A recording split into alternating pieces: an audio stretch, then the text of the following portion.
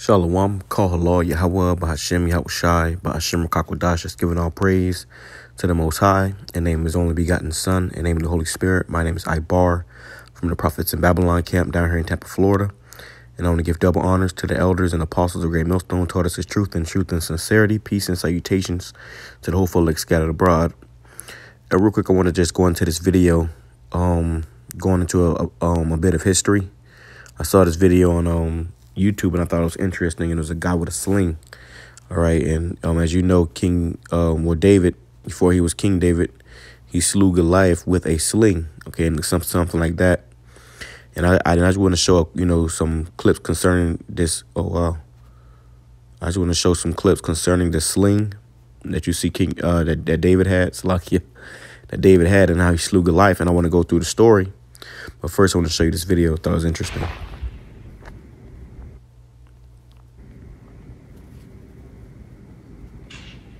This is why slingshots were so feared back in the day.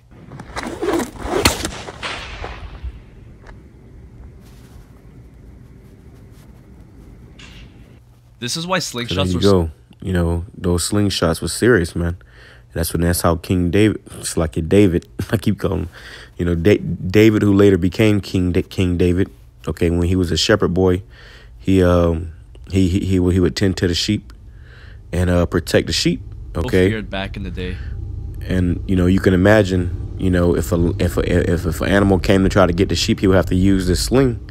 It's called a shepherd sling. Matter of fact, let me grab that. It's called a shepherd sling. This is what it looks like. I looked it up and I was doing some research and I thought it was very interesting, man. But it says homemade cowhide rope leather shepherd sling. It's a shepherd sling. All right, and this is what it looks like. They say you can get it on Amazon for like $10 to $12.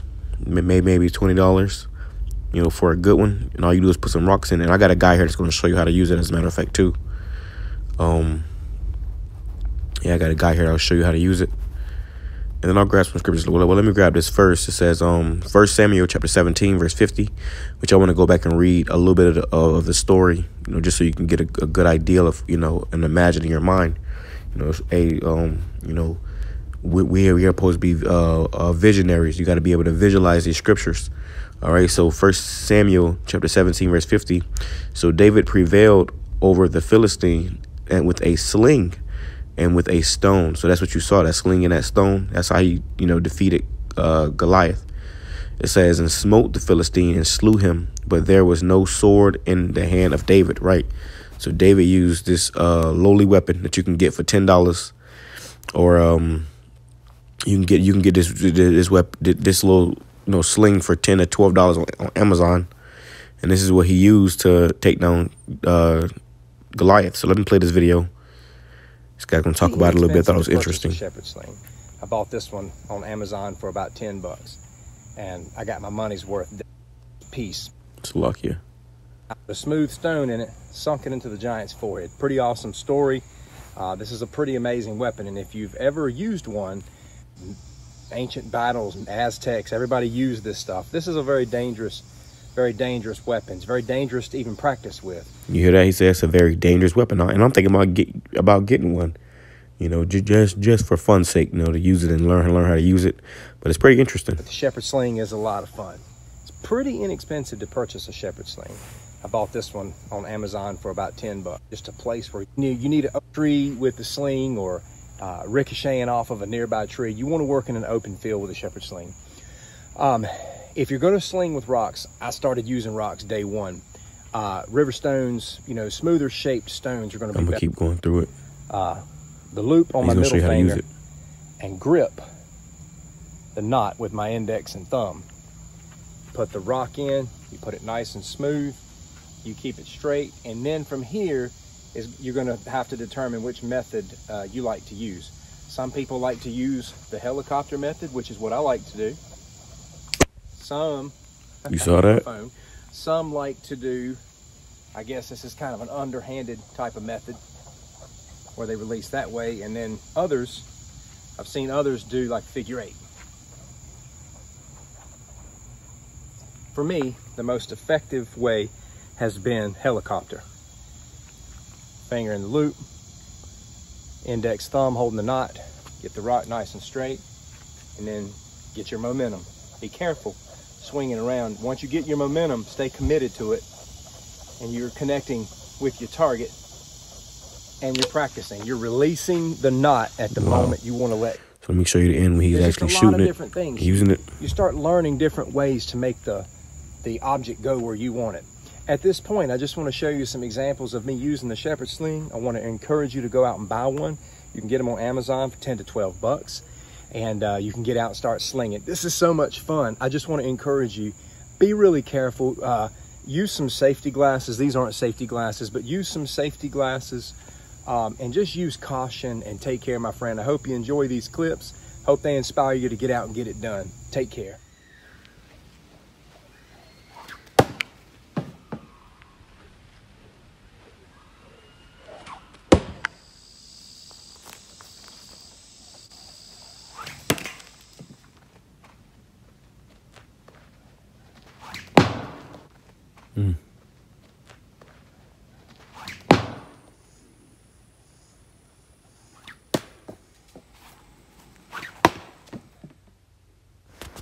So there you go.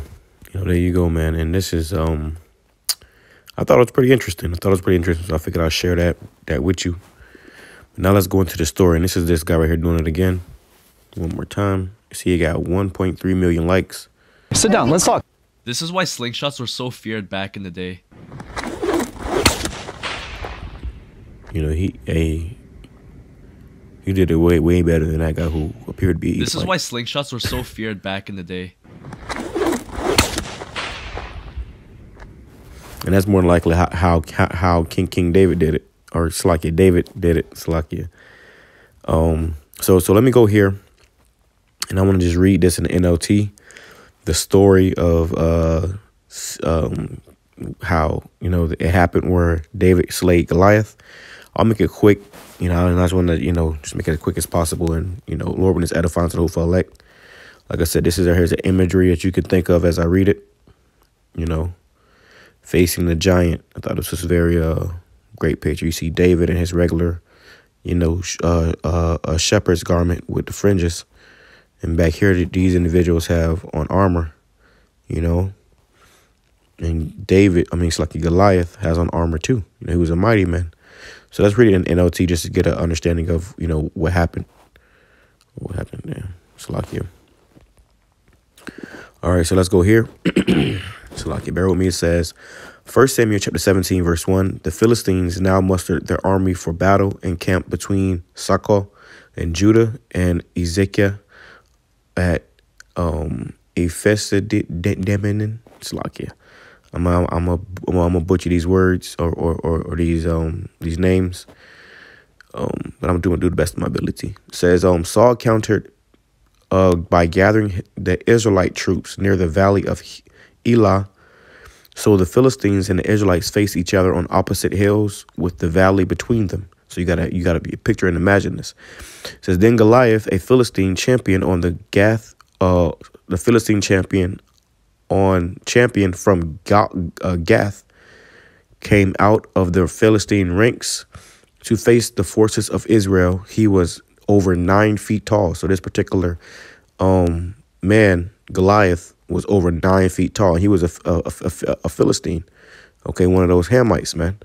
All right, and matter of fact, you believe the Philistines are to be what are they called?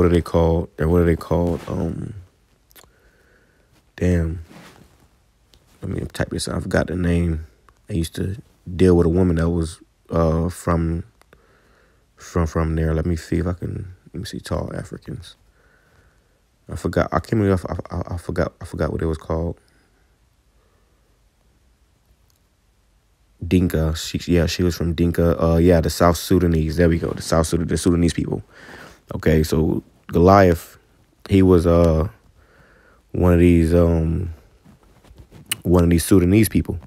All right, and you see right here how tall they are, how tall they can be compared to that woman, So he said he was about 9 feet, and I knew this woman. I used to deal with this woman. Look, this dude standing on a stick. I used to deal with this woman, and she was actually, a Sudanese woman. Look how tall this guy is, man. Look at the cows compared to him. you know. But the one I used to deal with, she wasn't that tall, you know. But she actually came from this village. She came to Florida, and she pretty much ain't want nothing to do with that place, you know. She wasn't as tall. She was like, you know, more Americanized, I guess. But she didn't want nothing to do with that place because, you know, they try to, you know, that they follow, like, you know, a lot of ancient customs, and, you know, they have arranged marriages and stuff. And she pretty much fled, I guess, to come to America. She said she liked America because over here she got freedom. Okay, you know, I was like, damn. But she pretty much was like a dark skin, but she was you know, she was a beautiful dark skin Sudanese woman. You know, she looked kind of like a doll. And, you know, she had you know, I like dark skinned women, bro. You know, but she had that dark complexion, but it looked good on her. You know what I'm saying? It wasn't like, you know, ashy in the desert. You know, she was, you know, imagine she was lotioned up always, you know, whatever. But she pretty much act like a dark skinned Edomite. All right, to say the least. All right, so that's what the Philistines look like. It says, then Goliath, a Philistine champion from Gath, came out of the Philistine ranks to face the forces of Israel. He was over 9 feet tall. He wore a bronze helmet, and his bronze coat mail weighed 125 pounds. So I'll show you that too, what that looks like. The coat mail. It's lucky, I don't know what's going on with this thing. There we go. I'm going to show you the coat mail that Goliath came out. It's pretty much his armor, and I was just, you know, reading through this, studying it a little bit, you know. And I like the look of the picture, so I just want to show you these visuals. But this is how King Goliath came, you know, with his armor on. All right. So it says he wore a bronze helmet and a bronze coat of mail, weighed in 125 pounds. And remember, this was the Philistine champion. So it's kind of like, if you ever seen the movie Troy, in the beginning, they had 2 armies that was about to fight, but they just sent out their strongest, their mightiest warriors. And then Troy, who was Brad Pitt, played as Brad Pitt. He was a kind of a smaller guy, but they sent out this big old guy to fight him, and he ended up taking the guy down. You know, it's a good movie to watch. But it says he also wore bronze leg armor, and he carried a bronze javelin on his shoulder. Let me see what a javelin. Show you what a javelin is. Just pipe in bronze javelin. So there you go. He had a bronze javelin, just like a long spear. You know, he'll throw that thing and it'll pierce you through. You know. So it says the shaft of his spear was as heavy, as thick as a weaver's beam, tipped with an iron spearhead, and weighed 15 pounds. So, damn, that was a big-ass spear. Weighed 15 pounds just for the tip of the spearhead. His armor bearer walked ahead of him carrying a shield. So they had to carry his shield. Goliath stood and shouted a taunt across to the Israelites, which we are the Israelites, so-called Negroes, Hispanics, Native Indians. It says, why are you all coming out to fight? He called, and this is the NLT. I am the champion. I am the Philistine champion, but you are only the servants of Saul. Choose one man to come down here and fight me. If he kills me, then we will be your slaves. But if I kill him, you will be our slaves. So this is a situation, you know. It says, I defy the armies of Israel today. Send me a man who will fight me. And this was what Goliath said. When Saul and the Israelites heard this, they were terrified and deeply shaken. Now, David was a son of a man named Jesse. So pretty much they seen this, this giant, to say the least. This giant coming out there talking crazy. You know, he was pretty much, talking, very evil and disrespectfully, against the Israelites, our people, disrespecting us and disrespecting our power. YAHAWAH, BAHASHAM, YAHAWASHI. Okay. And the Israelites were afraid. It says, which that's a shame, to have an army that is afraid. That's not good. It says, now David was the son of a man named Jesse, the Ephrathite from Bethlehem in the land of Judah. King David, who later became King David, he was from the tribe of Judah. It says Jesse was an old man at the time, and he had 8 sons. And that's a blessing to have that many sons. Imagine the kingdom, we have thousands of sons. It says Jesse's 3 oldest sons, Eliab, Abinadab, and Shemiah. I'm not sure if I'm pronouncing those right, so bear with me. You know, you can use your imagination. Had already joined Saul's army to fight the Philistines. David was his youngest son. David's 3 oldest brothers stayed with Saul's army, but David went back and forth so he could help his father with the sheep in Bethlehem. After 40 days, every morning and evening, the Philistine champion strutted in front of the Israelite army. One day, Jesse, every day for 40 days, you know, Goliath was coming out there and talking his talk, you know, talking his shit, you know, and he was pretty much disrespecting the nation of Israel, but most importantly, disrespecting YAHAWASHI. Because one day Jesse said to David, take this basket of roasted grain and these 10 loaves of bread and carry them quickly to your brothers, and give these 10 cuts of cheese to their captain. See how your brothers are getting along, how they fare, know what's going on, and bring me back a report on how they are doing. David's brothers were with Saul and Israel, and the Israelite army at the valley of Elah, fighting against the Philistines. So David left the sheep with another shepherd and set out early the next morning with the gifts as Jesse had directed him. He arrived at the camp just as the Israelite army was leaving for the battlefield with shouts and battle cries. As soon as the Israelite and the Philistine forces stood facing each other, army against army, David left his things with the keeper of supplies and hurried out to the ranks to greet his brothers. It says as he was talking with them, Goliath, the Philistine champion, came from Gath, came out from the Philistine ranks. Then David heard him shout his usual taunt to the army of Israel. So David heard him talk his daily shit, right? As soon as the Israelite army saw him, they began to run away in fright. Have you seen the giant? The man asked. He comes out each day to defy Israel. The king has offered a huge reward to anyone who kills him. Anyone who kills him, he will give that man one of his daughters for a wife, and the man's entire family will be exempt from paying taxes. Wow. David asked the soldier standing nearby, what will a man get for killing this Philistine and ending his defiance of Israel? Who is this pagan Philistine anyway, that he is allowed to defy the armies of the living power? And I want to read this in the KJV real quick, because I thought this was, I like this part. It says, and David spake to the men that stood by him, saying, what shall be done to the man that killeth this Philistine and taketh away the reproach, the defiance or the shame that he has brought? It says from Israel, because Israel was being scared. Who was this uncircumcised Philistine? Because that's the heathen of the, it's our customs as Israelites to circumcise our children, but it's a heathen custom that the heathens pretty much, they will not do it.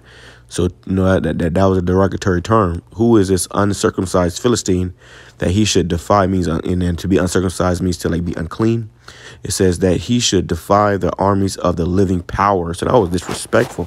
Who is this damn, he pretty much said, who is this dog, this animal, to defy the armies of the living power, YAHAWASHI. It said back in the NLT, and these men gave David the same reply. They said, yes, that is a reward for killing him. Yes, that is the reward for killing him. But when David's oldest brother, Eliab, heard David talking to the men, he was angry. What are you doing around here anyway? He demanded. What about those few sheep you're supposed to be taking care of? I know about your pride and deceit. You just want to see the battle. What have I done now? David replied. I was only asking a question. He walked over to some others and asked them the same thing, and they received the same answer. Then David's question was reported to King Saul, and the king sent for him. It says, "Don't worry about this Philistine," David told Saul. "I'll go fight him." "Don't be ridiculous," Saul replied. "There's no way you can fight this Philistine and possibly win. You're only a boy, and he's been a man of war since his youth." Right? So he doubted David. But David persisted. "I have been taking care of my father's sheep and goats," he said. "When a lion and a bear came to steal a lamb from the flock, I go after it with a club and rescue the lamb from his mouth." So he defeated a lion and a bear. Okay. "If the animal turns on me, I catch it by the jaw and club it to death." Wow. So he was a young man, but he was he was already mighty. Pretty much, beating the shit out of lions and bears. So how much more this uncircumcised Philistine? "I have done this to both lions and bears, and I'll do it to this pagan Philistine too, for he has defiled the armies of the living power." So he was the pagan, because they worship false gods, but it said again that uncircumcised Philistine, with which they were pagans. They believed in false gods. They were worshiping false gods, idols. Okay, and we worship the true living God. It says, I'll do it to this pagan Philistine too, for he has defied the armies of the living power. The Lord YAHAWASHI, who rescued me from the claws of the lion and the bear, will rescue me from this Philistine." Saul finally consented. "All right, go ahead," he said. "You may, and may the Lord be with you." Right. It says, then Saul gave David his own armor and bronze helmet and a coat of mail. So Saul was a king. He said, I'm gonna give you some armor, and a helmet and a coat of mail, which I showed you pretty much was that protection, right? That men of this world need. It says, David put it on, strapped the sword over it, and took a step or two to see what it was like, for he had never worn such things before. He said, "I can't go in these," he protested to Saul. "I'm not used to them." So David took them off again. He picked up 5 smooth stones from the stream. Remember that guy said river stones from the stream, and put them in his shepherd's bag. Then, armed only with a shepherd's staff and a sling, so he had a shepherd's staff and a sling, he started across the valley to fight the Philistine. Goliath walked out toward David. Goliath walked out toward David with his shield bearer ahead of him, sneering in contempt at this ruddy-faced boy. "I am a dog," he roared at David. "Then that you come at me with a stick?" Slakia. He said, "Am I a dog," he roared, "that you come at me with a stick?" He cursed David by the name of his God. So he cursed him by the name of his false gods. "Come over here, and I will give your flesh to the birds and wild animals," Goliath yelled. So he was boasting. It says, David replied to the Philistine, "You come to me with sword, spear, and javelin, but I come to you in the name of YAHAWAH BAHASHAM YAHWASHI of heaven's armies, the power of the armies of Israel, whom ye have defiled." It's like it defied. All right, so hey, you messed up. You came against them, the armies of the power of Israel, the true God, in the name of your false gods. That was a big mistake. Today, Yahweh will conquer you. Right. Today, YAHAWAH BAHASHAM YAHWASHI will conquer you, and I will kill you and cut off your head. So David declared this in the name of YAHAWAH BAHASHAM YAHWASHI. "And then I will give the dead bodies to your men, to the birds and the wild animals, and the whole world will know that there is power in Israel." That there is a power, a God in Israel, right? Which is just the true and only begotten, the true living God. All right. YAHAWAH BAHASHAM YAHWASHI, YAHAWAH YAHWASHI. It says, Everyone assembled here will know that the Lord Yahweh BAHASHAM YAHWASHI rescues his people, but not with sword and spear. You hear this? So you got these guys coming out with guns and, you know, getting violent, which this is before I do my little video on this guy, Chief Ephraim, who looks like a damn Judas goat right about now, trying to convince Jake to go out there and pretty much, you know, wrestle with some damn Palestinians, man. You know, it's look like a lot of setup shit that's going on. But the Lord said he ain't gonna rescue his people, but not with the sword and spear. This is the Lord Yahweh BAHASHAM YAHWASHI's battle, and this is a spiritual battle, man. You know, I started thinking about this because when this time does come, because these devils are going out there, these niggas are going out there trying to be agent provocateurs or being agent provocateurs, and about to cause, you know, blame against the gospel. When that time does come, this man gonna come down with great wrath, bro. He's setting the stage to persecute and to demonize us. Okay, and this is why the Lord's preparing us for this day. All right, and even though, like I said, I want to get one of these slings in practice, but obviously I'm probably not going to use that in that day, you know. But we gonna have to trust in Yahweh BAHASHAM YAHWASHI, which is what led me to actually go into this history. And I don't want to do that. I want to start reading chapters and going into more history as well. Now you know the main thing is prophecy. You know, we go into a lot of prophecy, but I figure, you know, that, you know, I can align this up with prophecy of when all hell does break loose, and we're gonna have a great, you know, fearful looking enemy to fight. You know, Esau's coming with great wrath, and these other nations, man, they come with great wrath, and they're gonna have all type of weapons and armor, you know, and we gonna have, you know, Yahweh BAHASHAM YAHWASHI. That's about it. The closing your back, pretty much, man. You have to trust in Yahweh BAHASHAM YAHWASHI, and the Lord will give his man spiritual power. And the Lord put his power behind this sling. Okay, so let's read some more. It says,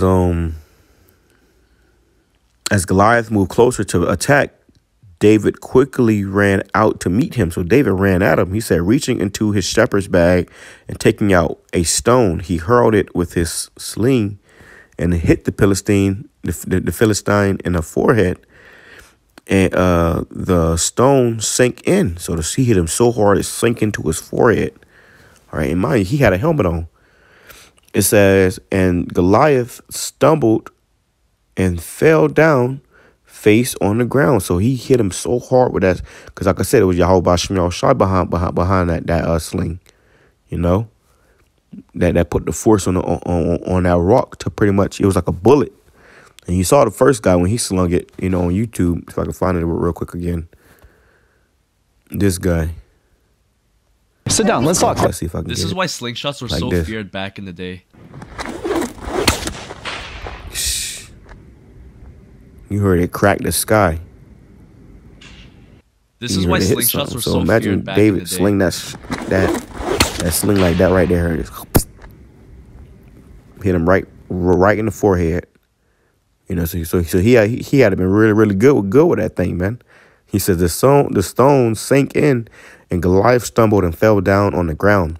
So David triumphed over the Philistine with only a sling and a stone, and he had no sword. Right, so you know, David triumphed over him.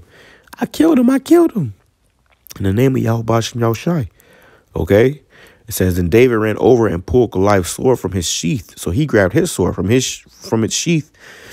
David used it to kill him and cut off his head, because when he hit him with the stone, you know, it probably knocked him out. You know, he was out cold. He came up, he grabbed the sword to kill him. You know, it says, and cut off his head. When the Philistines saw that their champion was dead, they turned and ran. Right, so they ran and they got, you know. It says, then the men of Israel and Judah gave a great shout of triumph and rushed after the Philistines, chasing them as far as Gath and the gates of Ekron. The bodies of the dead and wounded Philistines were strewn all along the road from Shariam as far as Gath and Ekron. And Ekron. Then the Israelite army returned and plundered the deserted Philistine camp. Wow. So they went over there and slaughtered those Philistines, and then they plundered their camp after David, you know, killed their champion. All right, so that's what's going to happen in these last days, you know, to a spiritual sense. In the spiritual sense, man, Esau comes down with great wrath. The Lord's going to have it where, you know, The elect gonna be raised up. The Lord come back, you know, to put this man asunder, and then we gonna have the kingdom. And the scripture says the saints of the Most High shall take the kingdom. It says David took the Philistine head to Jerusalem, but he stored the man's armor in his own tent. As Saul watched David go out to fight the Philistine, he asked Abner, the commander of his army, Abner, whose son is this young man? I really don't know, Abner declared. And this is how you know families became great back in the day, man. You know, you had men that stood up and you know, against all the odds, you know, and have faith and trust in BAHASHAM YAHAWASHI versus those that, you know, were faint-hearted. It says, well, find out who he is, the king told him. As soon as David returned from killing Goliath, Abner brought him to Saul with the Philistine head still in his hand. So he was parading that Philistine head around. Tell me about your father, young man, Saul said. And David replied, his name is Jesse, and he lived in Bethlehem. So, right, there you go. You know, so he made a name for his family, you know, being fearless, okay, which is a good thing to be in the name of BAHASHAM YAHAWASHI, you know, because it's going to look very bleak. It's going to look very, unpromising in these times we're coming into, facing the giant. We're about to face a new giant, you know, Esau. First it was the Philistines, now it's these Edomites, man. And they about to come down with great wrath. Let me grab that. Man. All right. Revelation chapter 12 and 12. Let's go to 12 and 12. It says, I'm going to read it in NLT, Revelation chapter 12, verse 12. Therefore rejoice, O heavens, and you who live in the heavens rejoice. But terror will come on the earth and the sea, for the devil, you know, that deceiver, that accuser, has come down to you in great anger, knowing that he has little time. So this man is about to come down with great wrath, and that's why they're kicking all the people out of Israel right now, because they're trying to, you know, call themselves, you know, fulfilling the prophecy, you know, of them taking that land. You know, and then they're going to come over here and they're going to, like you see what happened with WFI and those Palestinians. That's all leading up to the persecution, man. You know, these guys, these camps are set up, man. What the hell y'all doing out there? And y'all fighting with those people. And then now Chief Ephraim talking about going back out there to fight some more this weekend. Come on, man. And then all this shit look fishy, man. Which I'm about to go into that next. With that being said, I'm going to say shalom, kwame, shalom, blah, blah, blah. Praise, lessons, be edifying to the whole elect. Shalom.